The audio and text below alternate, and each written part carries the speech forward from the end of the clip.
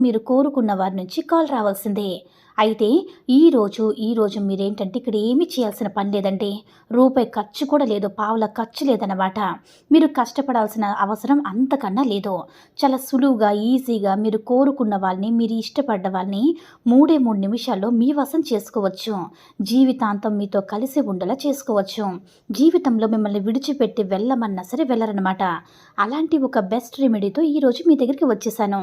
786 ఈ యొక్క నెంబర్‌ని పేపర్ మీద రాసి మీ జేబులో పెట్టుకుంటే చాలు 3 నిమిషాల్లో ఉరుకులు పరుగుల మీద వచ్చి మీ దగ్గరికి వాలిపోతారు. మీ చెంతకు చేరిపోతారు. మీతో ప్రేమగా ఉంటారు. జీవితంలో మిమ్మల్ని విడిచిపెట్టి వెళ్ళమన్నా వెళ్ళరనమాట. మరి ఈ 786 నెంబర్‌ని ఎప్పుడు రాయాలి? ఏ రోజు రాయాలి? ఏ విధంగా రాయాలనే దాని గురించి కూడా తెలియజేస్తాను.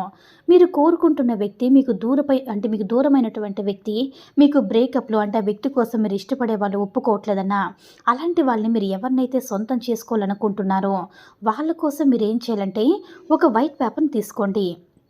మీకు ఇక్కడ పెద్దది అవసరం లేదు.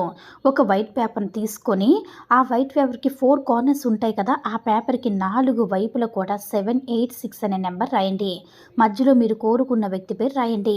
ఇక్కడ పేరు అంటే కోరుకున్న వ్యక్తి పేరు ఖచ్చితంగా చెప్పాలనమాట. అయితే పేరు రాశారు కదా! ఆ తర్వాత మంత్రం ఏంటంటే శ్రీం అంటే ఇక్కడ వర్షం నమః అంటే శ్రీం పేరు అంటే శ్రీం అని రాసి మీరు కోరుకున్న వ్యక్తి పేరు రాసి వశం స్వాహ నమః మరొకసారి చెప్తున్నా చూడండి. శ్రీం మీరు కోరుకున్న వారి పేరు, వశం స్వాహ నమః. శ్రీం మీరు కోరుకున్న వారి పేరు, వశం స్వాహ నమః అని ఇలా రాయాలన్నమాట. ఇలా రాసేసాక ఆ పేపర్‌ని మీ చేతిలోకి తీసుకొని ఒక 5 మినిట్స్ విజువలైజేషన్ చేసుకోవాలి. ఊహించుకోవాలి, మేనిఫెస్టేషన్ చేసుకోవాలి. మీ కోరిక ఏంటో చెప్పుకోవాలి. కాల్ రావాలా, మెసేజ్ రావాలా, లేకపోతే కోరుకున్న వ్యక్తి మీకు అంటే కోరుకున్న వ్యక్తే మీ దగ్గరికి రావాలా, లేదంటే వాళ్ళు మీతో పెళ్లికి ఒప్పుకోవాలా, మీ దగ్గర అంటే వారి దగ్గర నుంచి మీరేం కోరుకుంటున్నారో మీ మనసులో చెప్పుకోవాలి.